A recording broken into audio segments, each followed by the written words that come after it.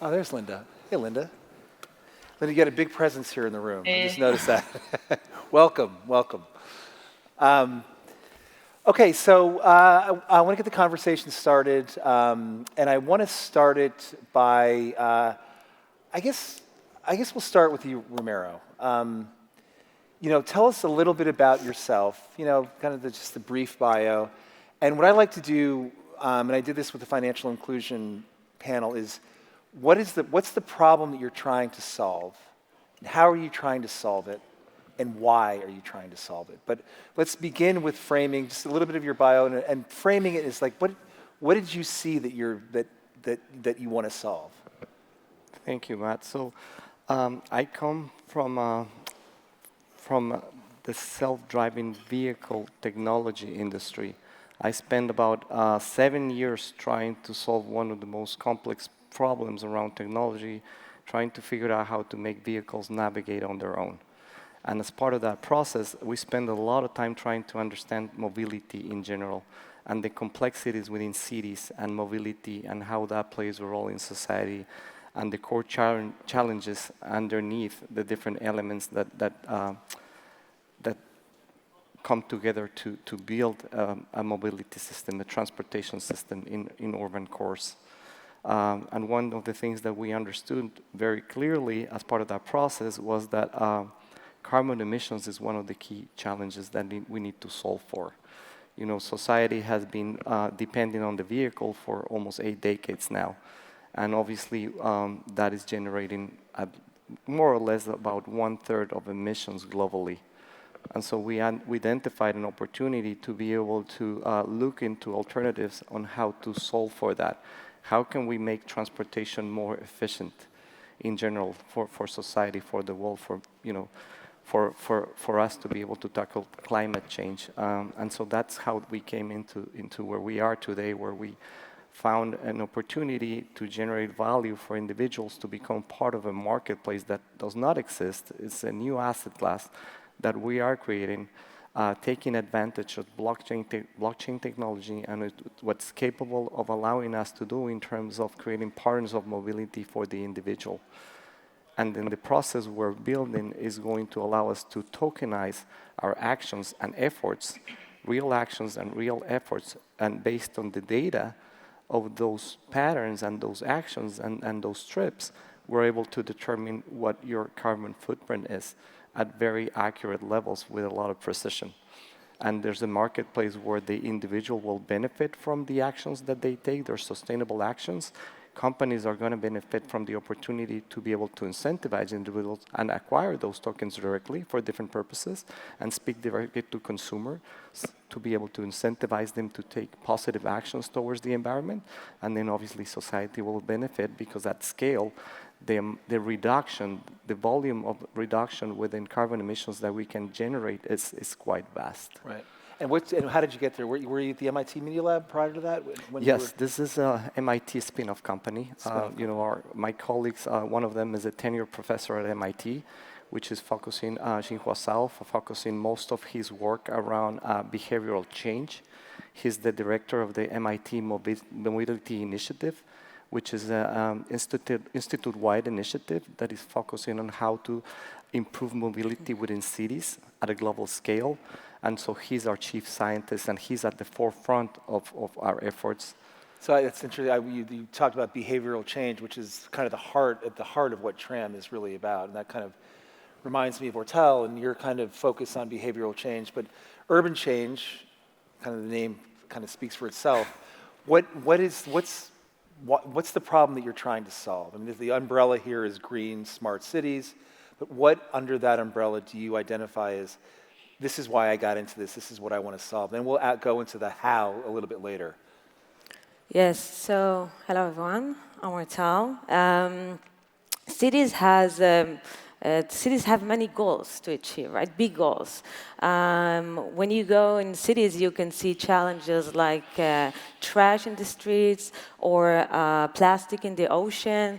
You can see some cities that have suicidal, high ratio of it, and they need to take care of mental health around it, right? So many challenges around sustainability, diversity, the local economy, and municipal authorities cannot achieve these goals by themselves. They need the residents to get on board and participate too.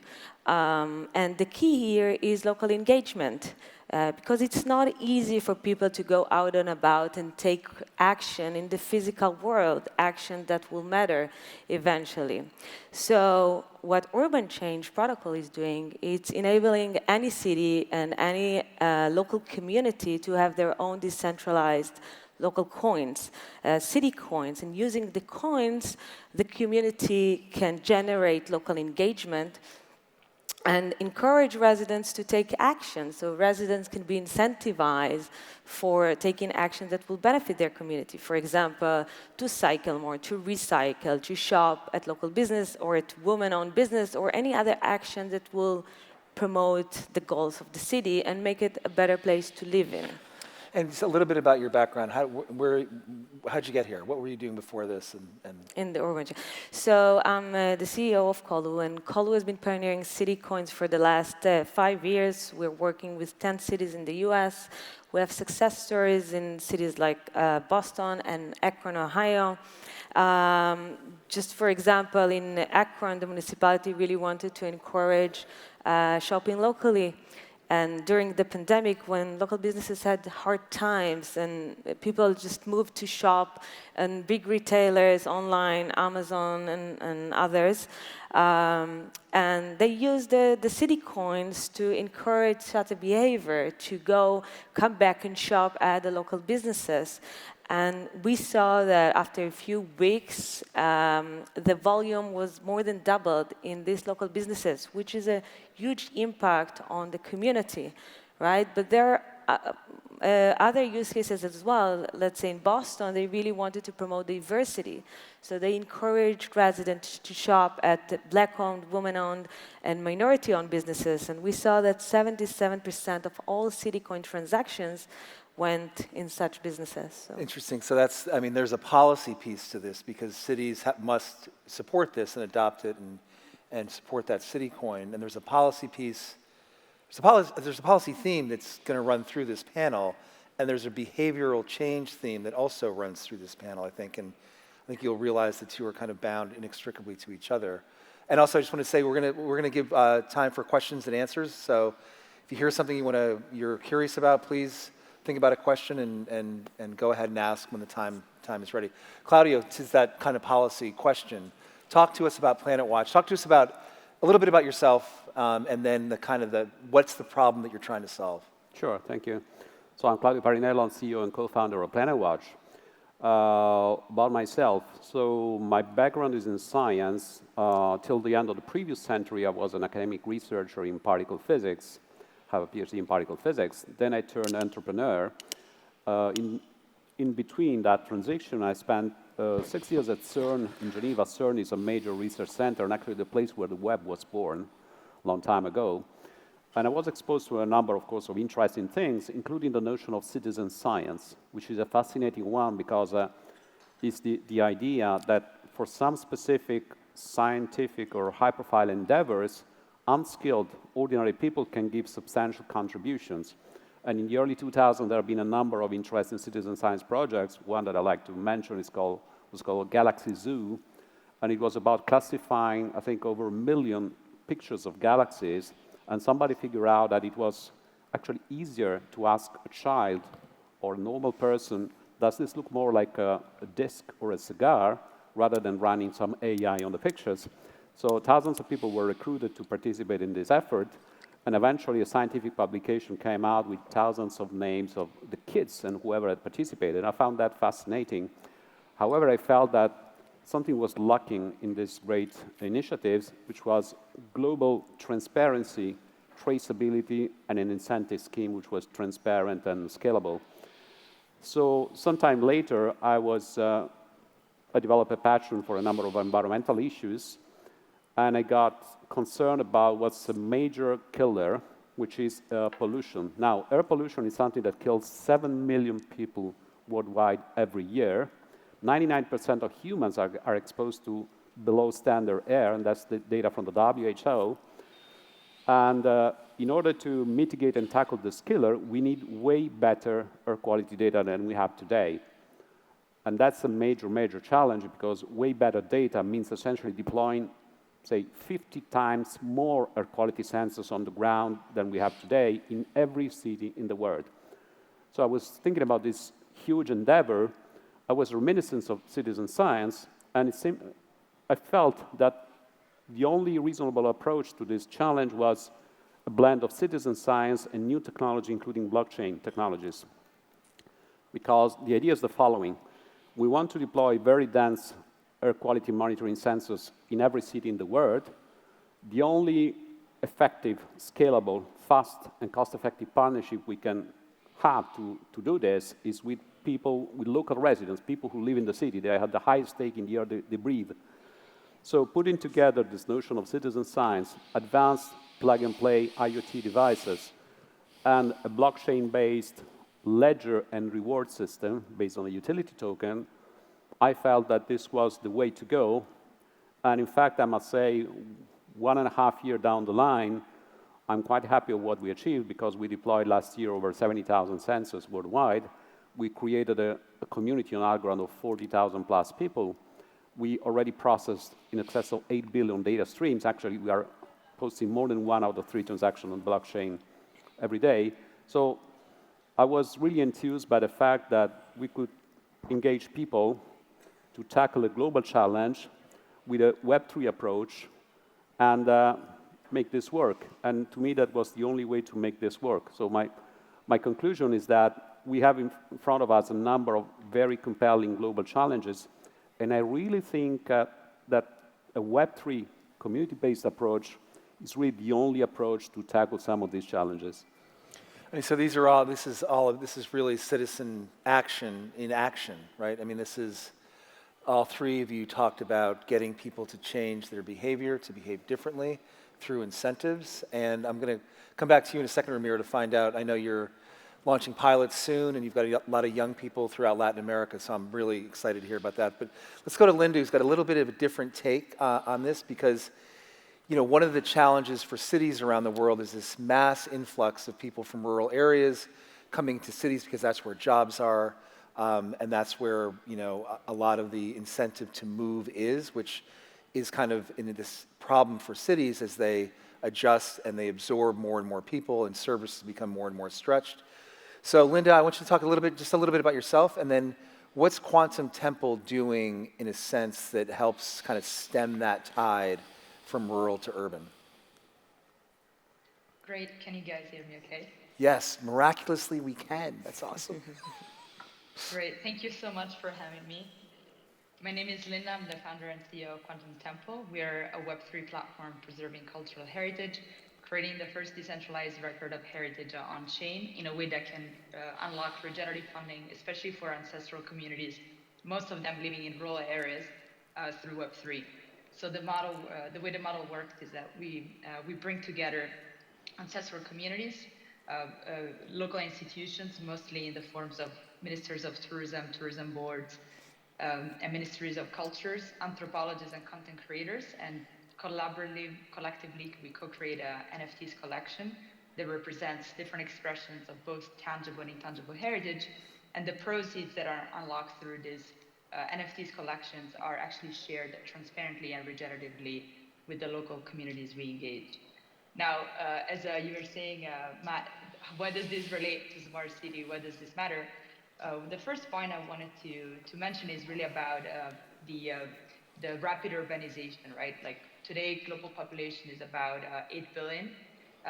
It is estimated that is expected to double by 2050, with 70% of total people going to be living in urban areas, right? Already today, cities generate about 80% of global GDP.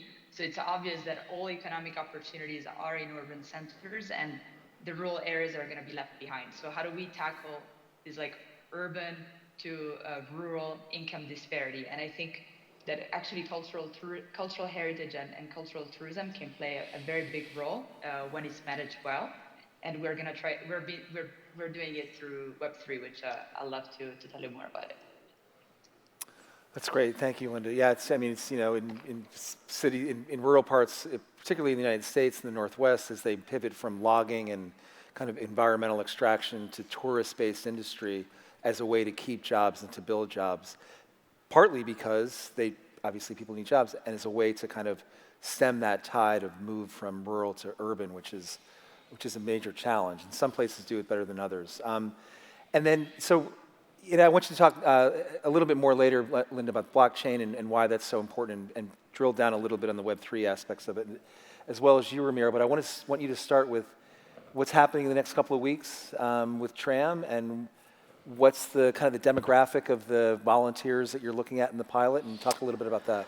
So we're super excited because we have basically been able to prove that the go-to-market strategy that we set ourselves to put in place to understand the potential demand for the solution is basically something we didn't expect. The response from these communities in 7 countries is really large. We have signed agreements with 15 universities so far in 7 countries. We have signed agreements with universities in Chile, Colombia, Ecuador, Mexico. We're about to sign with Argentina next week, the US, and Spain. Wow. And so we have created what we call now the University Footprint Network. And basically what universities are doing is that they are adopting our platform for a means for their communities, faculty, students, and staff to use Tram as a means of reducing their carbon footprint in a way that they can measure accurately, account for, and also be incentivized to continue to do so. So it's a really large user base. It represents about 400,000 people currently, and this is just the beginning. And we're having extremely exciting conversations around elements like having the opportunity to make carbon reduction a requirement for graduation, for example. Oh, wow. Like in the US, when you graduate from high school, you have to have a specific number of community service hours that you need to achieve in order to graduate, to get your diploma. So basically, we're creating a framework with universities around the world where students are going to have to reduce their carbon footprint by X in order to be able to graduate and get their diploma. So the scale and the volume of the user base that we're dealing with currently is extremely overwhelming. It's very exciting, and it gives us a lot of hope, because we are at a point where we understand that society, finally, all of us have recognized that we got to do something. And the challenge that we have is that I think everybody recognizes that we got to do something, but we don't really know what to do. And so we understood that the technology that we have available today is basically allowing us to provide that opportunity to people. And why is that? What is it inherent within that technology that allows you to do that? I think, and I'll go back to something I heard on the panel previously to this one, which I think is very interesting, and I think it's right on target. Technology today is so advanced. It's allowing us to do so many different things as a society, as human beings. The tools that we have are so powerful, and we can do so much with them, right? That only with the computing capacity that we carry on our phones every day, there's so much that we can do. And we haven't even started to see all of the multiple possibilities of using that to our advantage in terms of solving some of the critical problems that I guess most of us are here trying to understand how to actually do, right? How to actually execute on. Mm-hmm. And so we're using a lot of these technologies, which I guess we're very familiar with because we have dealt with them for a number of years, a specific number of sensors that we have deployed in the billions around the world, that are allowing us to create algorithms to be able to contribute to what we call, the carbon reduction economy. Mm-hmm. But it's a marketplace where all of us are going to have the opportunity to play a role. Because as human beings, I think that we are always driven by incentives. Mm-hmm. And part of the opportunity is that technology today allows us to get the individual in the middle of the marketplace, because the individual is driven by incentives. So if we can create these frameworks where the individuals are going to get incentives to behavior, to change their behavior, or to eventually have a consistent behavior throughout time to be able to generate positive actions and a positive output towards the environment is very exciting. And universities have been the first to recognize the power of that. And so it's a very good place to be, and we have a lot of hope in terms of what we see as the next step. I want to add to it about technology. Of course, we have a very advanced technology, and I think the challenge here is to see how to connect the really advanced digital world to the physical world that we're living in, right? And this is what we're trying to do, to say, how do we use technology in the best way to really drive the local engagement, to encourage people to take action in the physical world, right, to make our life better. I mean, it's very easy to see a post on social media and to say, oh, I like it, you're right, it's great, we should do something about it. But it's a different thing to go out and about and do it, right? And keep up the trash, volunteer, cycle, skip the private car, or other things that are convenient, right, and easy. But we understand that to achieve change, we need to make an effort. And we see the technology really as a good means to do it. And I think this is the thing. So how do you do it? So how do we do it? You can't just not answer that question. Of course. So in Urban Change Protocol, we developed a unique dual token model. So when we say city coins, we believe that every local community should have their own local coins. We look at it as two tokens. One should be stable, a local coin that anyone can really earn for its daily actions that promote the community, and he can go and spend at local businesses around him, really connected to his home, where he lives, to the daily actions, to the places around him, and create the interactions with the people that he lives nearby them. And the second token, we call it the impact token, is a governance token. So as long as you're more active in the community, shop locally, and really doing good for your community, you will earn the impact token. You will have more governance, and you can take part in decisions that will make the community better. Yeah, got it. And I guess the same question, Linda, I'll start with you. How do you use these technologies to Web3 to incentivize people to act? When you're going into communities in Bali, in East Africa, in North Africa, and you're kind of creating these NFTs for value for folks, what is it about that gets them to participate? Great. Yeah, so one thing I wanted to mention even earlier is that we talked about how rural tourism, and especially rooted in cultural tourism, can be a positive tool for rural development. The issue, though, with tourism is that despite being a huge wealth generator, pre-pandemic it generated $9.6 trillion. Cultural tourism represents 40% of that. But it is estimated by the United Nations World Travel Organization that for every $100 spent on a tour holiday, only $5 stay in the country when that country is a developing country. And that's remarkable, right? So that means that surely, tourism again can make a huge impact, but this impact is actually not trickling down to the communities. So how can we change that? So what we're doing is that we have created an NFT marketplace, and then an NFT product studio, if you will, in which we help communities on board on Web3. Right now, most of this sector, from the leadership level all the way to the community level, is almost unaware that Web3 exists, or like how to take advantage of it, how to be included, how to capitalize on it. So what we're doing is we have developed a model to really help fast track their adoption, and so we will help them create collections of NFTs that again represents expressions of tangible or intangible heritage. So for example, on the tangible heritage sites, we are 3D scanning artifacts. We're also starting to implement 3D scanning of heritage sites with some of our partners next year. And then on the intangible heritage sites, we're creating almost like video, ethnographic-based video capturing that help tell the stories and the traditions about these cultures, and the content is curated by the leading anthropologists and academics of that particular region.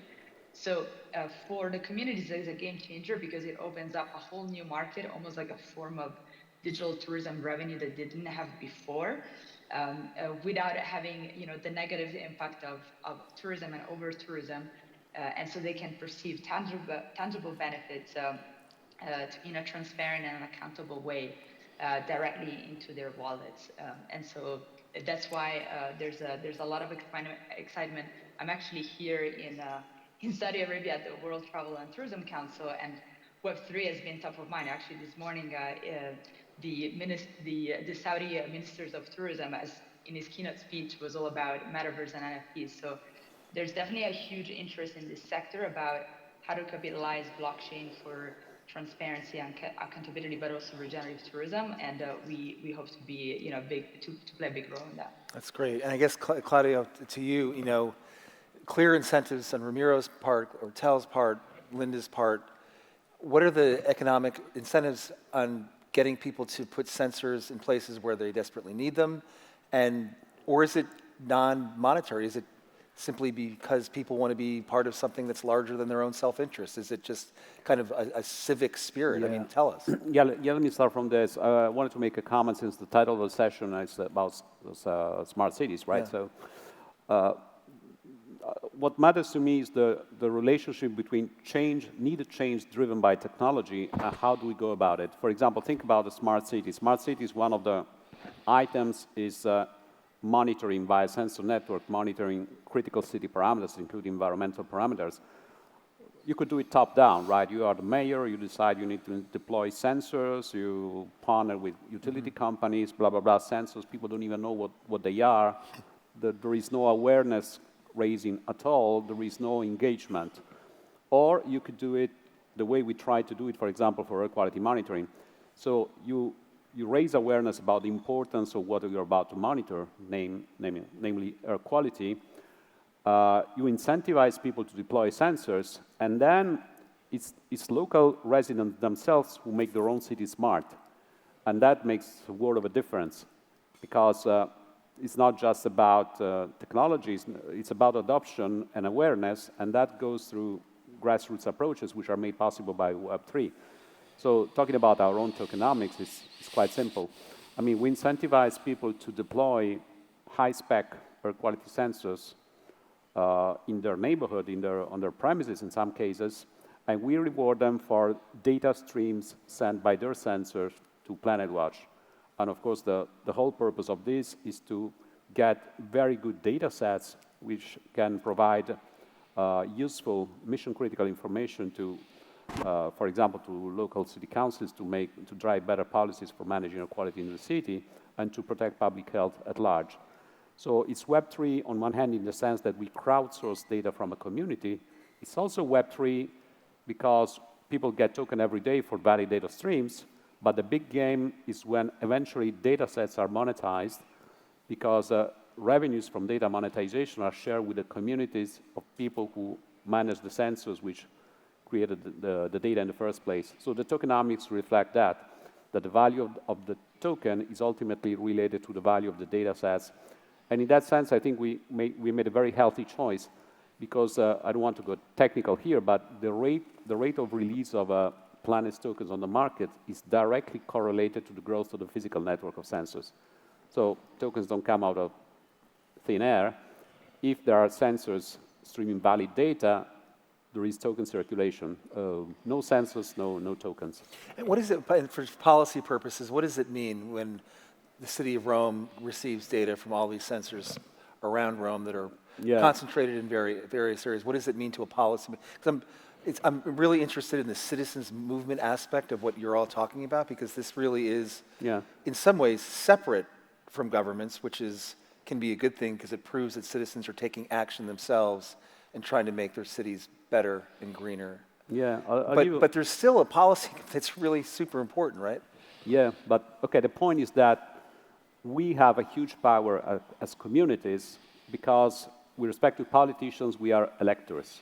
Yeah. So we elect them, so we are in power. We have power with respect to corporations because we are consumer, we are potential customers. So we should not underestimate the power that we have in order to drive policies bottom up. To give a concrete example of the value of the data that we are delivering, you mentioned Rome, my own city. Rome is a fairly large city, 1,300 square kilometers.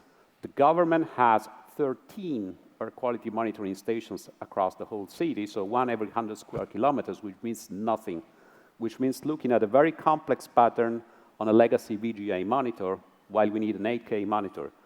So the key KPI for us, for example, talking about outdoor air quality monitoring, is most of the times we need to deploy 50 to 100 times more sensors than the government have. And when we get to that high resolution about air quality, high resolution data, then we generate value because, for example, again, a little story out of what happens in most Italian cities and elsewhere probably. Governmental sensors say air quality is poor. Mayor, only decision that they can take is to stop heavy vehicle traffic the following day. Huge impact on the city, very disruptive, no change, no concrete benefit. Right. With the kind of data we deliver, we can tell the mayor, hey, you have a very localized pollution hotspot in that very neighborhood, on that very street, and typically on Wednesdays between 3 and 5 p.m. And then we can check whether this is correlated to traffic jams or not. If it's correlated to traffic jams, we can recommend that traffic patterns are changed in that very neighborhood and only at some time of the day. So this is not a disruptive measure, and it's way more effective. So better data means better decision. It's as simple as that. And everybody who deals with data knows that. Right. And I want to better add data, you do better. that it's not always needs to be black or white, right? I mean, today municipalities, local governments really manage many projects and make it successful or not, right? And there is the other side that we're talking about, giving people more ownership, more the ability to change, make a real change. And I'm saying there is also the middle, right? Doing a co-production together, municipalities, organizations, and the people together to achieve a change, right? It could be policy side, it could be the actions daily, and the way we are looking at that in urban change is that every community, every city is different. There could be some cities that local governments are very innovative and strong and could do wonderful things. There are communities and cities that they're not.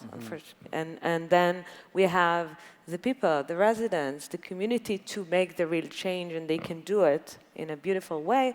And there are places that, of course, the change could come together with co-production, using the funds and power of the municipality, but also the power of the residents, the people, and their skills. I mean, I would say, guess, Ramiro, that for you, that's really important, right? I want to add to that our view is that we don't need to rely on policy. Our view is that, we understand technology, and in most cases, technology did not rely on policy to scale and to generate impact. It was actually the other way around, and we believe in that. We believe that part of the opportunity that we have and that asset underlies on the fact that we can do it without having to rely on policy or local governments or any government in particular, because that's what technology does. Technology basically is borderless. It creates for the opportunity to scale, to be global, when you create value for people, when you create a solution that people need, that people want, and you're creating value for society overall. And that's the opportunity that we all have with technology, is that we don't have to limit ourselves or put barriers upon creating those challenges, because technology opens up those barriers naturally. And I think there's plenty of opportunity for us to basically leverage on that to be able to generate positive behavior and real impact and get people to get real value out of that. Can we monetize our actions? Because we are getting used to pay to do something positive, right? Like you get your statement in a credit card that tells you that if you pay $5 on that month based on your consumer pattern, you can be net zero. Because those $5 are going to be invested in a forestry project X in continent X. So why don't we turn it around, which is what we're aiming at doing?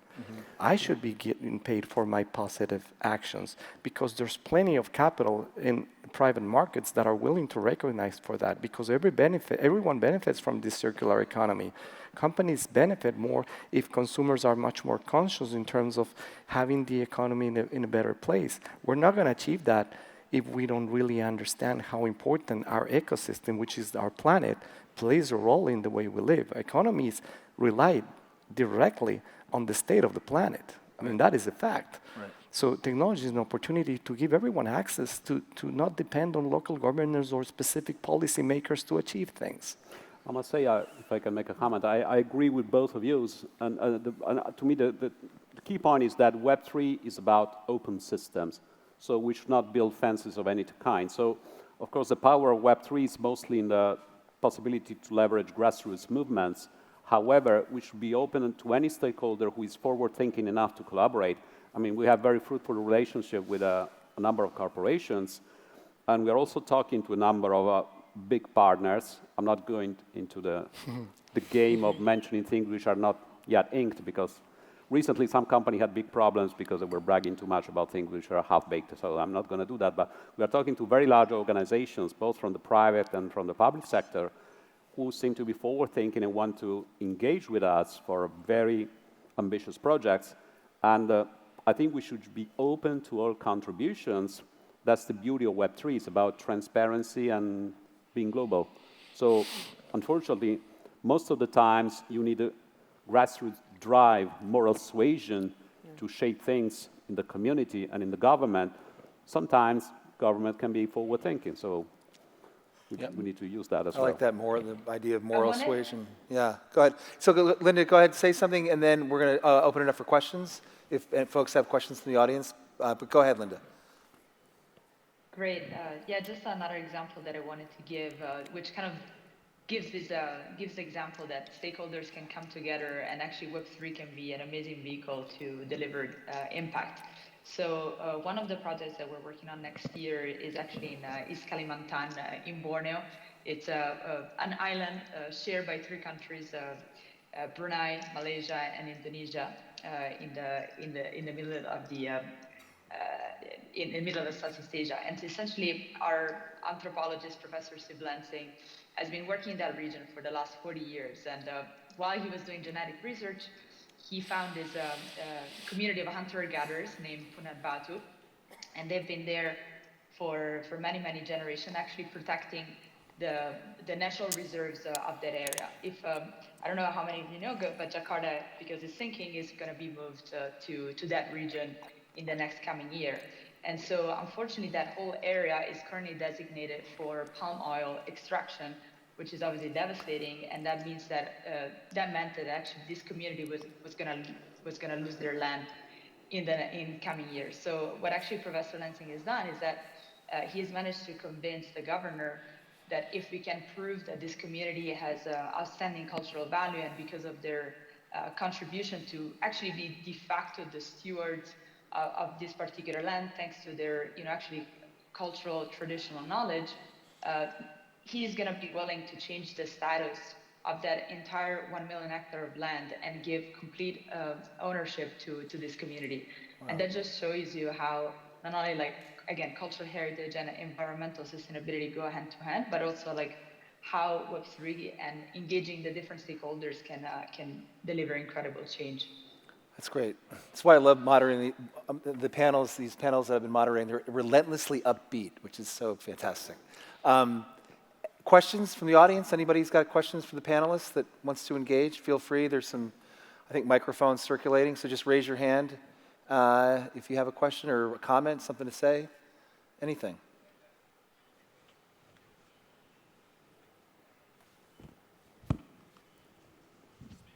Yeah, just keep raising your hand so the person with the microphone can come.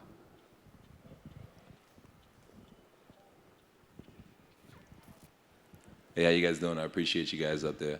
I just want a question for you, each of you. What would you think is bear market strategy for these types of projects, and how do you see yourselves positioning each of your organizations through the bear market? Is it something you make public, your strategy, or is it something you discuss internally and just essentially just try to wait the market out? Ramiro, you want to start? Yes, can we take it outside? That would mean it wouldn't be public. It's difficult to say. I think for different companies, there's different moments, and every company is different. So it all depends on what state are you in, what are your objectives, what is your secret sauce, what's important for you to keep for yourself in terms of your strategy, what can you share, where do you need advice, where do you need input, where do you need partners to come in or not. I don't think that, unfortunately, there's no one size fits all. In order for me to give you a better informed response to that question, I will need to understand the state of where you are in terms of your project and what you need and what those core underlying elements are that are important for you, and then I would be able to give you a more informed response, because it's just very difficult to give you some general I guess elements of do you make it public or not, and a bear market and how to deal with it. But I guess I can tell you that Decipher and the event we are today is a good example of a company reacting in a really positive and very smart and efficient way to that bear market. I think this is an example of how to react to a bear market in a very efficient and positive way. To me, it's a matter of picking the most realistic objectives on your roadmap and executing quietly and in a sensible way. I can be very concrete about my own project. I mean, we had an exponential growth of the network last year. Everybody wanted to deploy sensors everywhere, and we were quite happy about that. And bear market is probably not the right time to go for exponential growth of a sensor network. However, it's the best time to consolidate what you've built in terms of system security, reliability, and in our specific case, it's the best time to start working on extracting value from data. As of today, we have at least a dozen cities in Europe with very good coverage, and my KPI here is that we have 30 to 50 times more sensors than the government, so we can really add value to air quality monitoring in the city. And to me, bear market, let's call it bear market, is maybe the most suited time to work on your data, improve your algorithms, and show that you can deliver real value of what you have already built. Having said that, I think I'm not very concerned in my small perspective about bears and other beasts, because I think that in difficult times, if a project can deliver real value and it can prove it can, I mean, you should not get too much distracted by what happens in the markets. I'm a bit optimistic on this, admittedly, but to me, essentially, in summary, it's about choosing the right milestones for your roadmap and being realistic about what you can achieve. How about you, Tom? Yeah, well, it's a good question, and I'm asking myself this question every day. For us, it is challenging to launch, right, a new token and a new community in such times, but we're really focusing on building the community, in finding these local heroes that wants to bring the urban change, join the community, design the protocol, take part in building it together.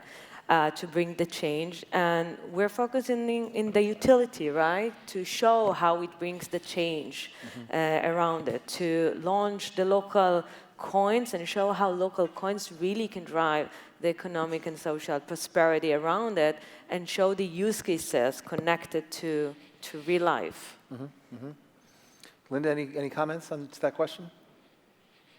Very simple. I think we need to start thinking like camels instead of unicorns. Like the idea that I think, especially in Web3, right? Like there's been a lot of hype, a lot of speculation, a lot of quick shortcuts, and especially now what I love about the ecosystem, especially the Algorand ecosystem, is that a lot of us are here to deliver, real-world solutions and deliver real impact. And so we're really focused on long-term growth, and so that's what we're focusing on, like 100% of mine. So yeah, I think in this bear market it's tricky. You need to buckle up, but if you focus on managing your resources right, and you focus on the long term instead of the short term, you'll see we'll be there at the end of the journey. Great. All right, we got one more question. We have about a minute left, say. Hi. And then there's a mic coming for you right now. Hello, my question is to Linda, and the question is, what's your perspective about the vision and how artists can contribute to the site and NFT ecosystem in order to save a culture, preserve the cultural heritage? So is there any artist is there a way that artists will contribute to the NFT marketplaces, or it's only in a tourism level? Yeah, that's a good question.